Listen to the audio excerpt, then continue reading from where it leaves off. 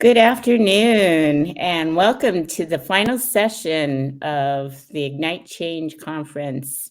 We'd like to welcome you to a presentation on Dr. Gordon Hirabayashi, and with us is Terri Rolfson and Paul Fujishige. Paul is going to give us a land acknowledgement, and then Terri will begin the presentation. Great, thank you. So this is from our website. So we're located on Treaty 6 territory. We respect the histories, languages, and cultures of First Nations, Métis, Inuit, and all First Peoples of Canada, whose presence continues to enrich our vibrant community. We are grateful for Indigenous people who are the traditional stewards of the land and waters where we work and live. And with that, Terri will start the presentation. Excellent. Thank you, Paul. As part of a memorial tribute that was written for Dr. Gordon Hirabayashi in the year that he passed away, 2012, one of his former colleagues observed, most people in Alberta don't realize how important Gordon Hirabayashi was. And that is true. Most people in Alberta and Canada and Edmonton don't. Well, he has been remembered and celebrated in the United States for his resistance and fight against racism as a young Japanese American. There are very few Canadians who know about the 4 decades and more of his quiet yet powerful advocacy as a Canadian citizen for human rights and dignity. So our purpose for today is to share more about him and his work in Canada, who he was, and the work he did as a sociology professor at the University of Alberta, where I work, as a community builder and advocate for Japanese Canadian redress, and his tireless efforts to champion human rights. And we're going to then take a look at how his life lessons can be relevant to us today. So next slide, please.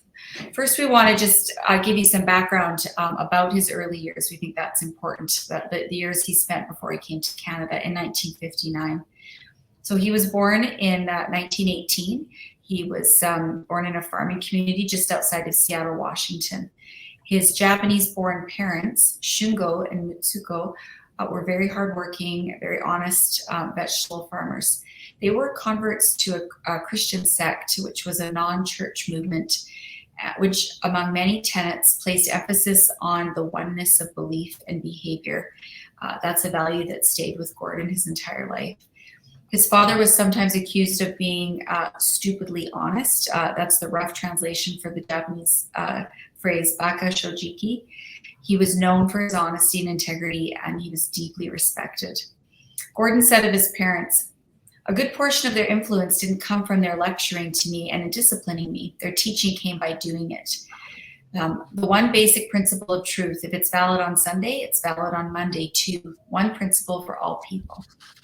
Gordon credited his parents and their religious beliefs with inspiring him to live his life based on his conscience.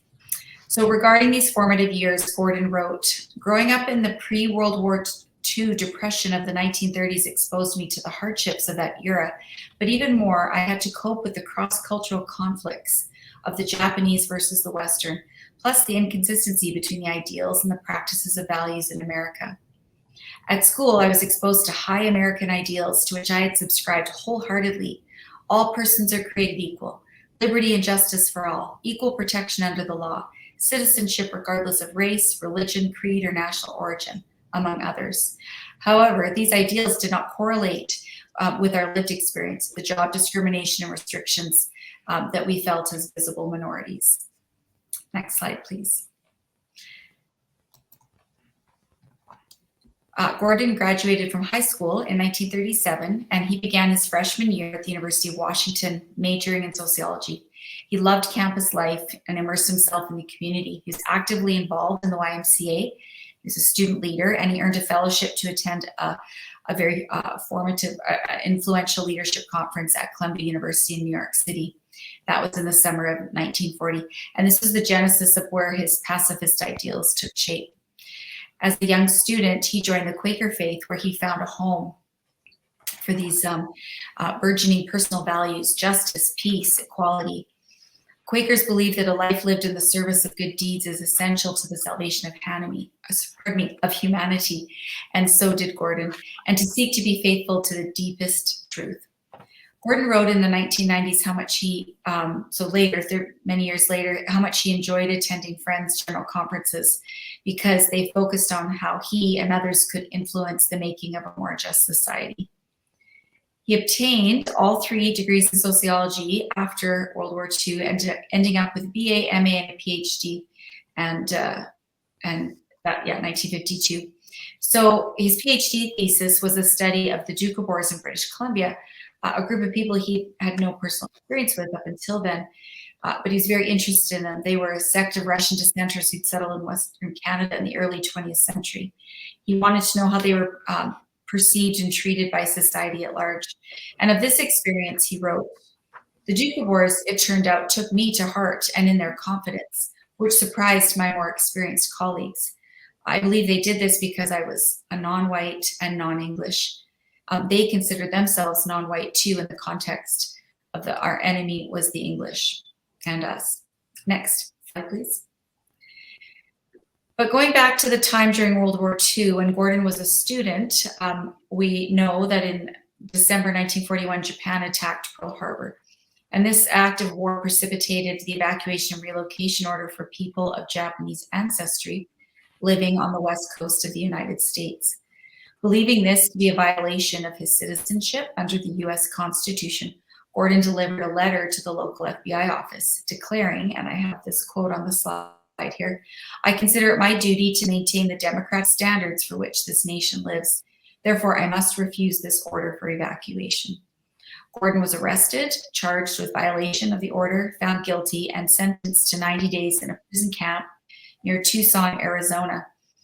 And this is worth noting that due to lack of government transportation, he was forced to pay his own way to the prison camp. So he hitchhiked across several states, but he insisted that he serve out the full sentence.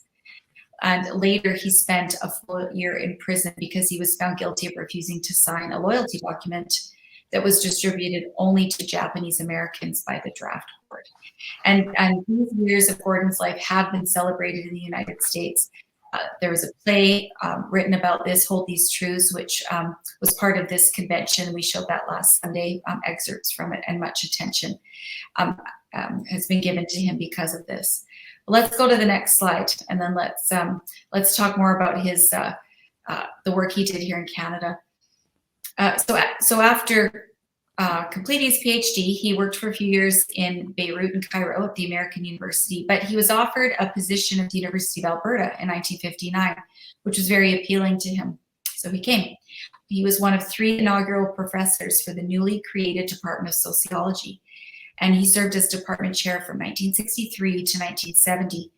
And he was very influential in the department and the university in establishing the priorities and cultures of this new and rapidly growing department.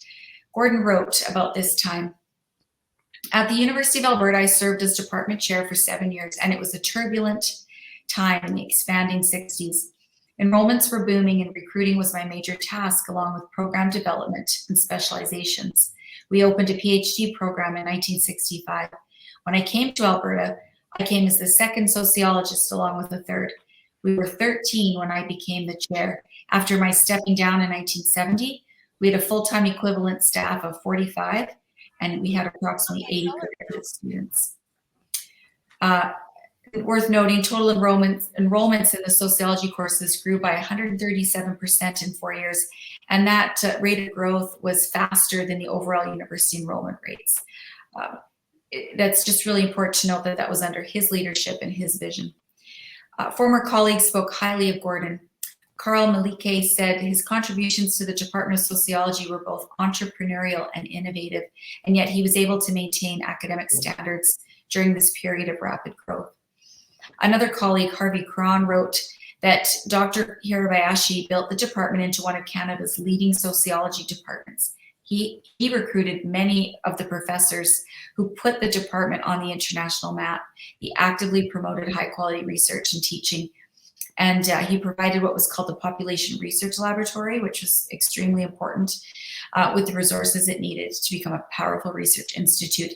And Harvey Cron believes he built the graduate program into one of the best in the country. Next slide, please. So early on in his academic career at the University of Alberta, he immediately saw the gaping hole in academic research, the need to understand and improve the societal conditions of First Nations and Métis people in Canada. So in 1961, he co-led an extensive field research project which focused on Métis settlements in northern Alberta and the social, economic, and cultural factors that were associated with tuberculosis. He co-chaired the first Western Canada Indian Métis seminar in 1962, titled "The Challenge of Assisting the Canadian Aboriginal People to Adjust to Urban Environments." Dr. Hirabayashi was part of the first working group in Canada that supported the concept and development of Native friendship centers in urban communities, trying to tackle some of the really difficult social problems. In his summary evaluation of these efforts, he wrote, "Even though the minority groups involved are relatively small, its qualitative impact on the total population is immense when principles which stand as basic pillars of our society are at stake." And he repeatedly stated his firm commitment to always focus on a common basic value, which is the absolute worth of individuals. While his research was wide and varied, he focused primarily on visible minorities, race and ethnic relations, multicultural societies, and the Japanese-Canadian experience. When he was himself referred to Japanese Canadians, he said, "Their story needs to be told, not only for its own sake, but because it tells us something about Canada and Canadians." Next slide, please.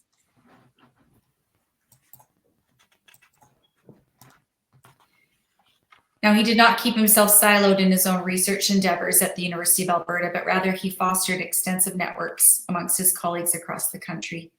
He sat on the executive committee and served as vice president and president of the Western Association of Sociology and Anthropology for several years. He spent a year at the University of Victoria as a visiting professor on multiculturalism in 1975. And for a few years in the 70s and 80s, he was vice president of the Canadian Ethnic Studies Association.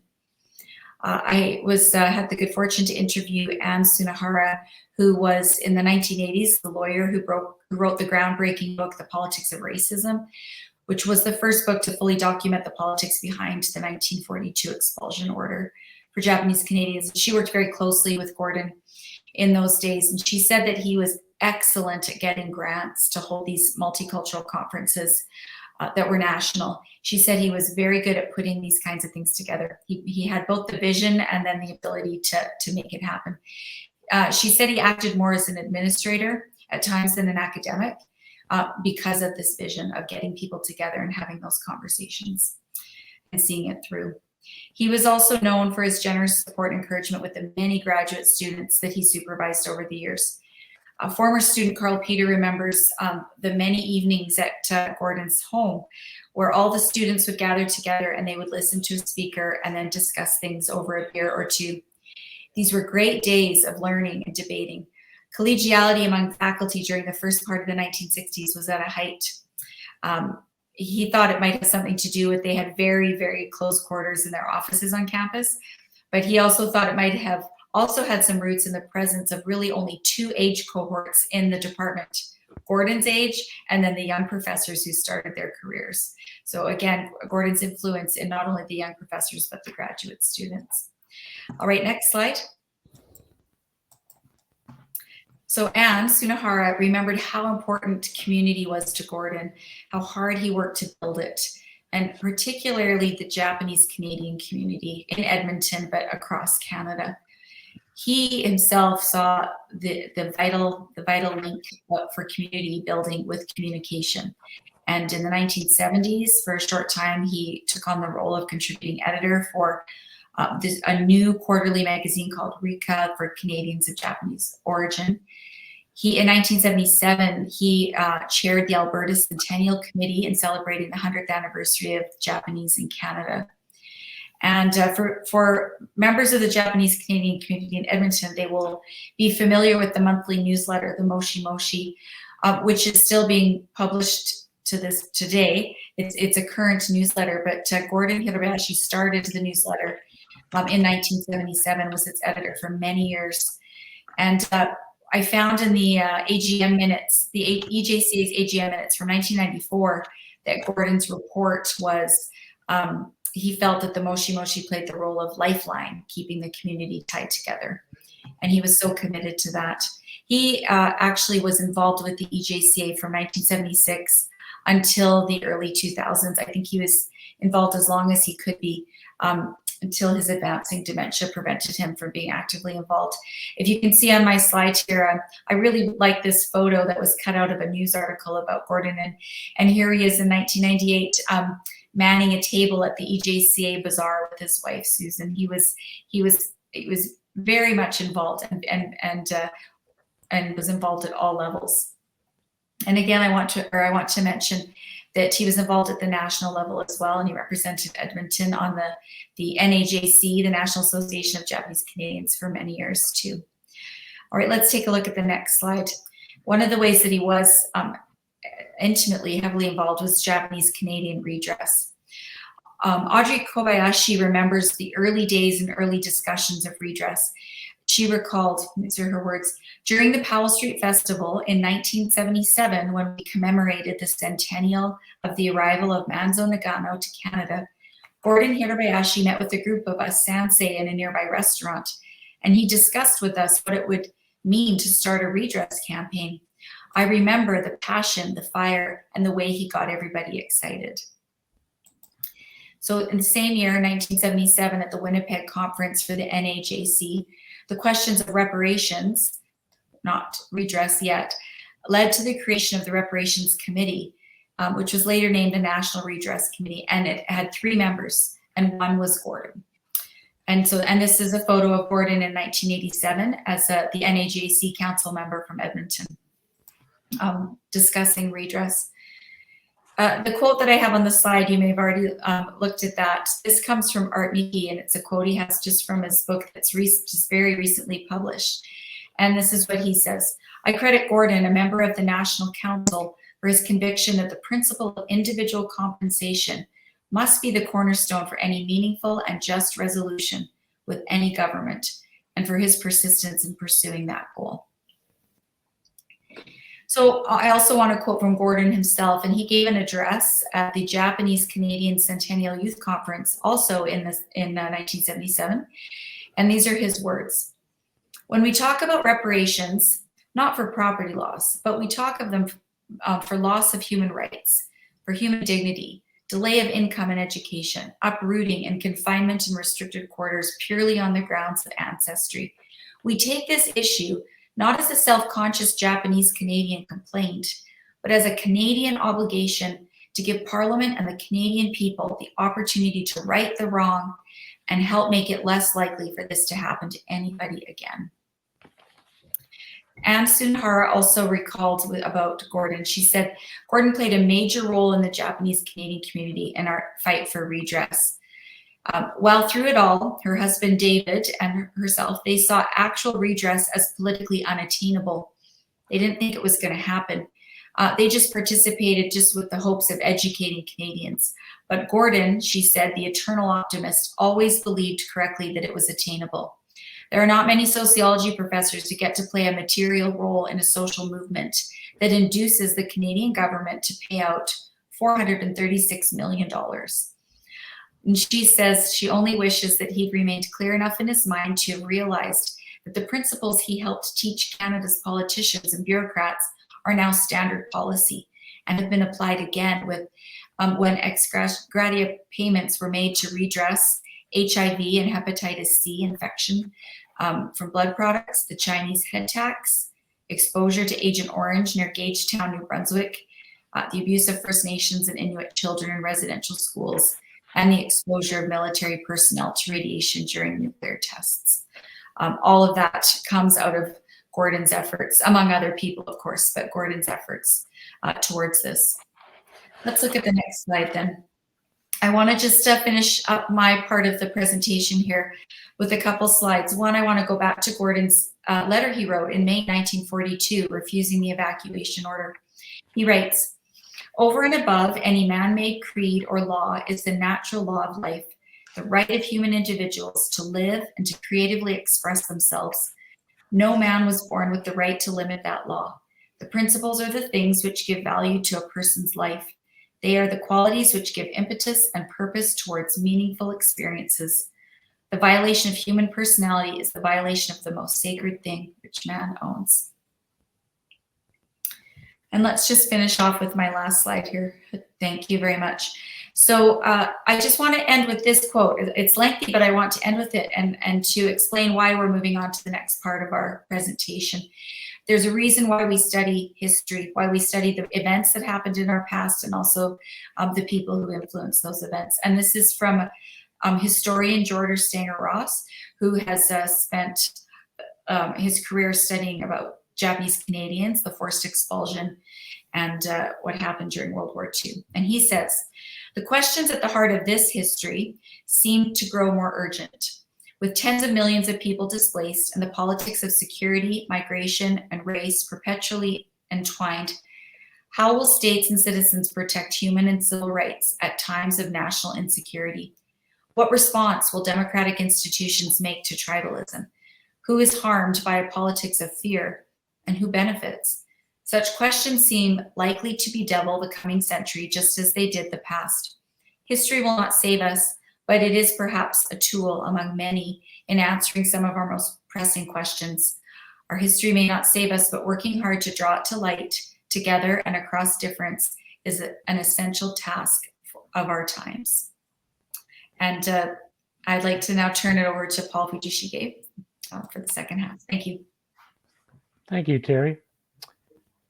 So I'm going to talk about some of the insights of his life that I think can give us a guide for today, because today are turbulent times like there were in his day. I think that we can all strive for some positive changes, remembering some of the qualities that he displayed throughout his life. And that poster is about holding these truths that Terri talked about, that was featured on day 3. And we also had a pretty lively panel that were the show's creators. And so hopefully you get a chance on the replay to take a look at that. So let's move to the next slide. So here's a question. Would he be surprised with the world today? I think that he would be disappointed, and I think he'd be saddened, but probably not surprised. It was a very turbulent time that he lived through, and a challenging time as a young man. And he also witnessed a great deal of racial and cultural strife in his sociology career. But I think he'd be saddened that after all this time, we are not learning the lessons of history. This despite our ability for instant communication. And in fact, our world seems even more divided than before. Next slide, please. He would note that the names and the faces have changed, but hate has not. So in his day, it was names like Tanaka, Schmidt, and Cohen. They would draw hate from the general population. And now what do we have? We have names like Muhammad and Ivanov, and unfortunately, Cohen again. And I think that our connectivity and 24-hour news cycle amplifies the wars and from everywhere in the world. And yet we're only hearing about a small portion of the conflicts going on in our world. And hate has spilled over into our own country and even in our own hometown. As we have heard in this 10-day convention, hate has taken on many forms, not just race, but many other areas you could name: gender, disability, poverty, homelessness, the corrections area, the LGBTQ+, and that's just to name some of them. So I think he'd be saddened by, but not surprised about, the different forms that hate has taken. Next, please. However, and I think that's food for us to think, he had an unwavering belief in what was right and what was wrong, and that justice would prevail. He wholeheartedly embraced the Constitution as a citizen, and as a citizen, he felt he was upholding its standards. And to accept anything less was a betrayal. Even his family, even friends, even the penal and legal system could not dissuade him. At one point, and it says in the play, he questioned if the Constitution was a worthless piece of paper. However, he continued to have faith in justice, or faith that justice would prevail and he would be proven to be correct. And in a little while, I'm going to talk about someone else that might have wondered if something was a worthless piece of paper. So let's move on. It was 44 years from his conviction to the time it was overturned by the Supreme Court of the United States. And I think that the lesson there is justice can sometimes take a lifetime. Sometimes you don't even see justice in your lifetime. However, if you believe sincerely, you can take comfort when you know, if in your heart, that you're doing the right thing. Despite the noise around him, the hate from the public and media, the questioning by his own community, persecution that affected his own family, he stood firm and resolute. And so that's a picture of Gordon as a young man and receiving an honorary degree from the University of Lethbridge in 1998. Next slide, please. Besides unwavering belief and patience, he was logical and pragmatic. He would reason with others and try to see the world through their eyes. He would try to put himself in their shoes. And even though it was some awkward and challenging times, he usually found strength in the approach he took.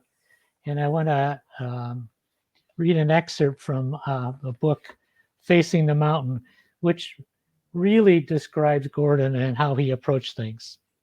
So this was after the bombing of Pearl Harbor, before he was arrested and sent to Arizona. He had been traveling with a white friend in Idaho. They decided to stop at the Paramount restaurant in the dusty little farm town of Caldwell. As they entered, they failed to notice the sign in the front window, "No Japs." A waitress sauntered over and took their order. But half an hour later, and when no food appeared, finally she edged back to the table and asked Gordon, "Are you Japanese?" "No, I'm American. I'm of Japanese ancestry, but I'm American." "Oh, well, if you're Japanese, we can't serve you." Gordon asked to speak to the manager. The man seemed nervous, almost apologetic. "I'm forced to do it," he said. "If I don't follow the line, I'll have people boycotting me." Walking out. Gordon didn't get angry, didn't argue.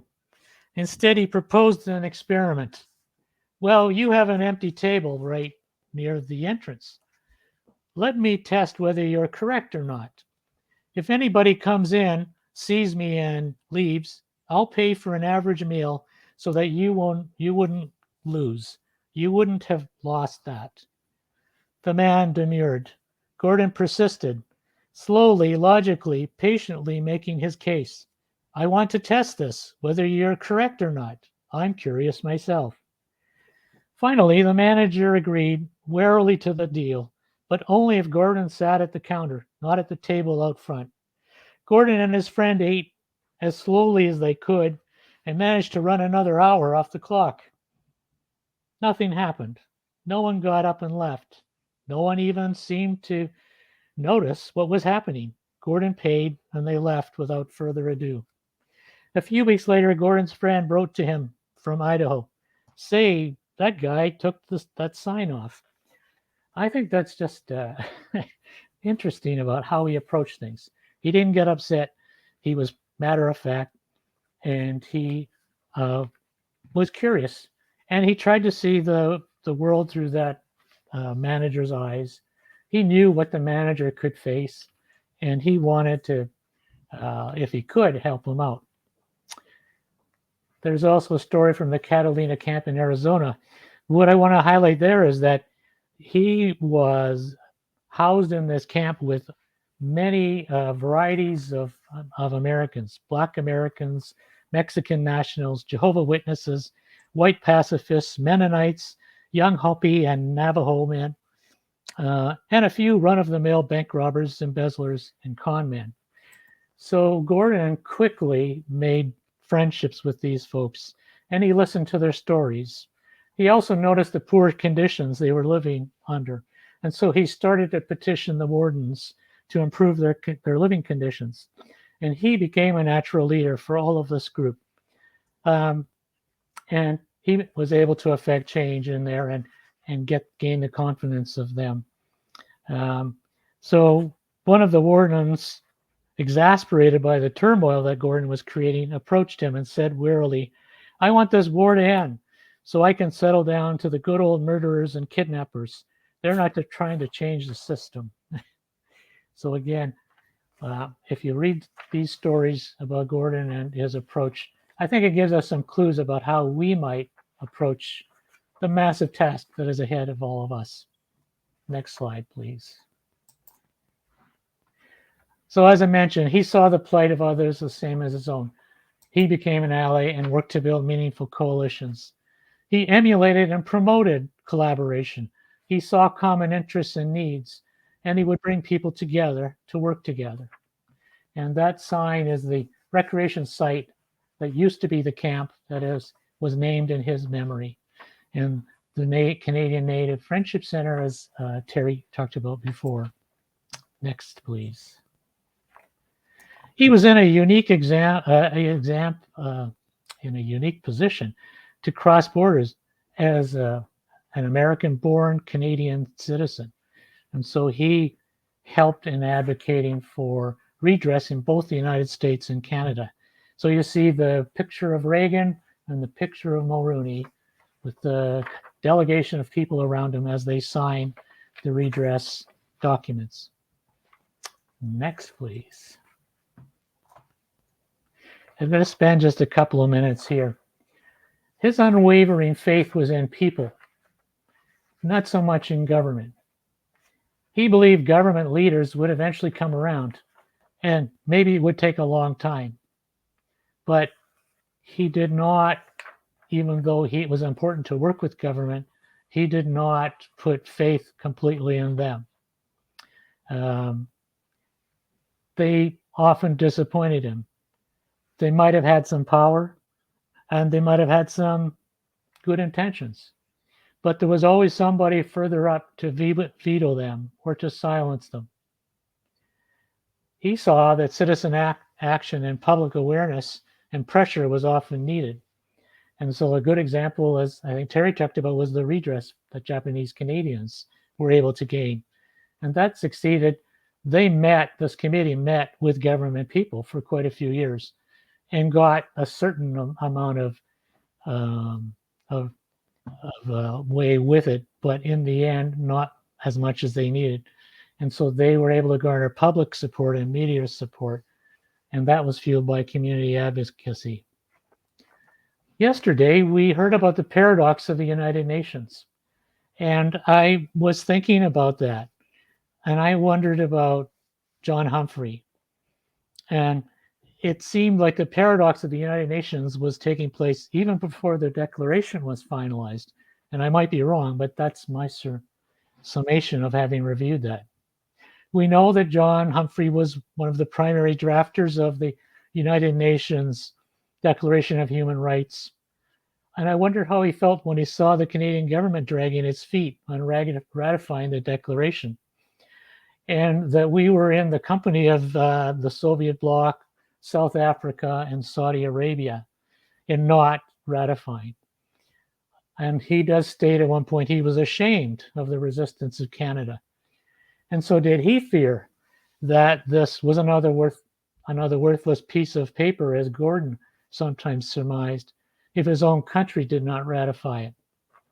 And to take it one step further, as a Canadian of Japanese ancestry, I am left with some questions. Why was there reluctance to ratify this? Was the Canadian government embarrassed that they still were discriminating against Japanese Canadians? It wasn't until April 1st, 1949, that our community citizenship was restored. And that was 4 years after the United States had ended it. What about the voluntary repatriation that they had enforced, another word, deportation, to Japan? And that didn't stop until there was enough public outcry. As it turned out, 4,000 people, many of whom were born in Canada, were exiled. And I am led to believe there were 10,000 that they had been hoping to deport. So was that one reason why they were reluctant to ratify? Was the sale of property, and my parents were ones that got their property sold, and the explanation was to help pay for the internment. But was some government person in the background thinking, well, we should probably sell it all because they're not going to be coming back anyways. They're going to be going to Japan. And then for me and my family, a fundamental question about whether we would have been next. Would I have been born in Japan and grown up in Japan? My life would have been quite different. I don't know the answers to these questions, but they're questions that I'm left with. Thankfully, the deportation stopped and the Universal Declaration of Human Rights was ratified by Canada. The picture you see is the Gordon and some of the other people that won their Supreme Court battle in 1987. That's the picture on the left, and the picture on the right is Susan Carahan receiving the Presidential Medal of Freedom from President Barack Obama. Next, please. At his heart, Gordon was a pacifist. He thought that conflict would need to be settled with debate, not with arms. He didn't shy away from debate, and he relished conversation, trying to get to solutions. He was honestly curious about understanding what other points of view were, even if it differed from his own. But he didn't denigrate, belittle, or embarrass people. He would try to create a win-win scenario. As you saw with the restaurant in Idaho, he tried to come up with a solution where he and his friend could eat. The cafe manager would be satisfied, and he might change a mind in there too. He was truly a principled man with a principled stand. And I think where this comes into a challenge is for ourselves. How often are we tempted to go along with others to avoid conflict, even if we know in our heart that it's wrong? And it's especially difficult when it's a hateful statement that comes from one of our own family members or people that we love.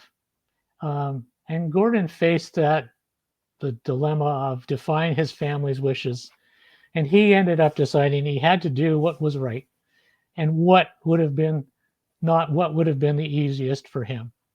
The logo with the dove in it is the logo of the Society of Friends, the Quakers that he belonged to for many years. Nearly last slide. So this is a bit personal.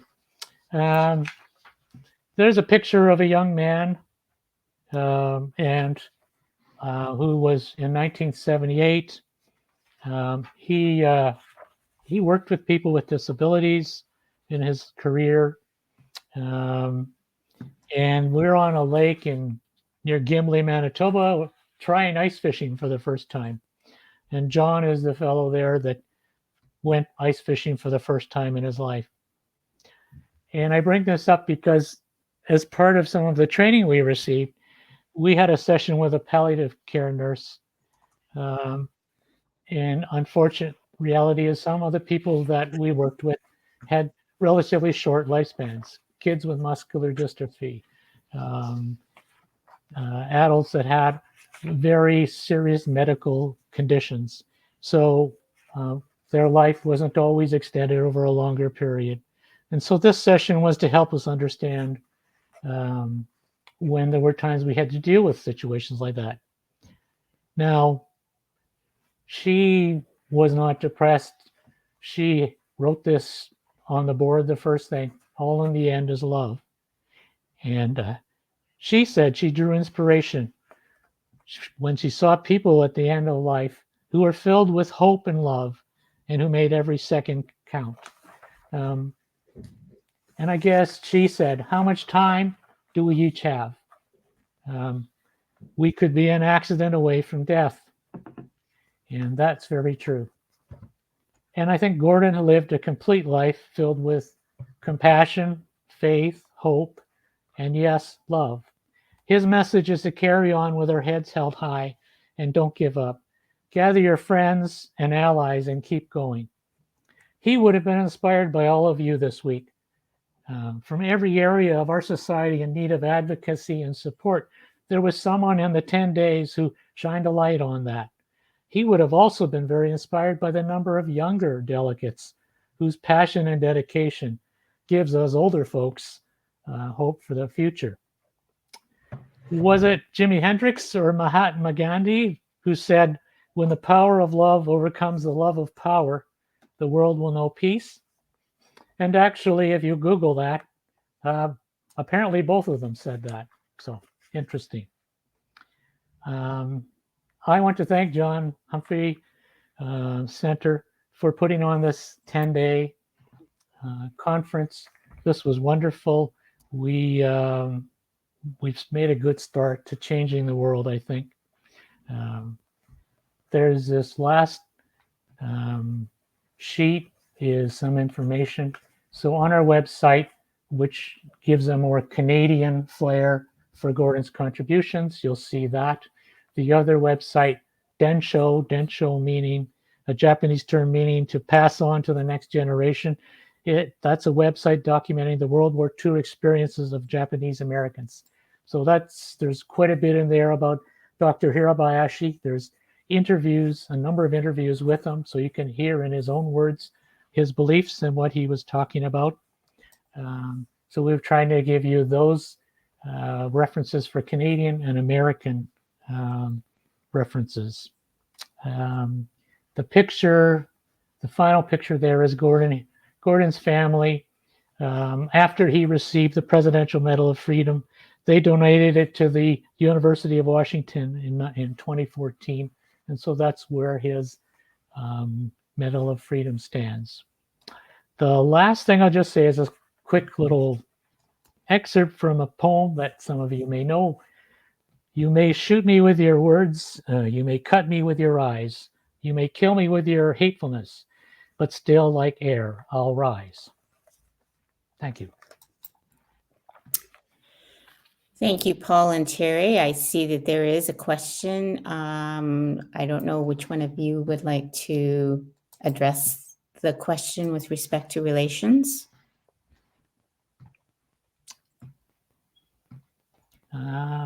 In their shared and different experiences of racism, faithism, exclusion, and various forms of marginalization, what sort of relationships of solidarity or coordinated advocacy existed or not between First Peoples, Japanese, Black, and Chinese Canadian individuals and communities in Alberta?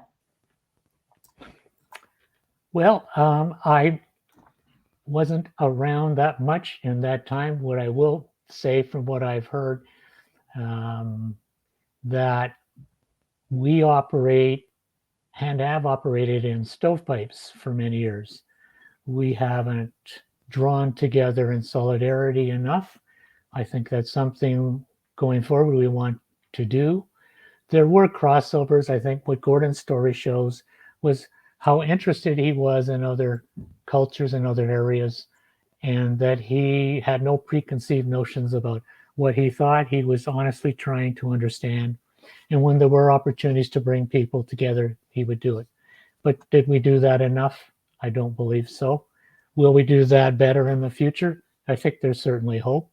And I think this convention is certainly one way that that's going to help us. I was able to look in on every day, not for all the sessions, but I discovered a lot in the sessions in terms of what I learned and about the challenges that different people have. And some of them are different from the ones I know with my family, but some of them are also very similar. So it's we're all in this together, I do believe. And I think going forward, we can figure out ways of working together better. And maybe that'll really put a scare in government if we all start to do that. So Terri, do you have any comments with respect to the question?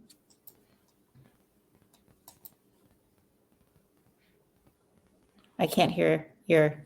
Yeah, just there have been times, just the research I did, definitely where groups came together. There were also times, and again, this was my interview with Ann Sunahara, and she said that that once in the 1990s, when there was a needed increased advocacy for First Peoples in Canada, that she said there was some resistance from some members of the Japanese Canadian community to get involved for various reasons. And so sometimes, like, the challenge, like you think you've got like these common interests, common goals, common experiences, but even just the experiences of discrimination of your own doesn't always translate to a different type of discrimination.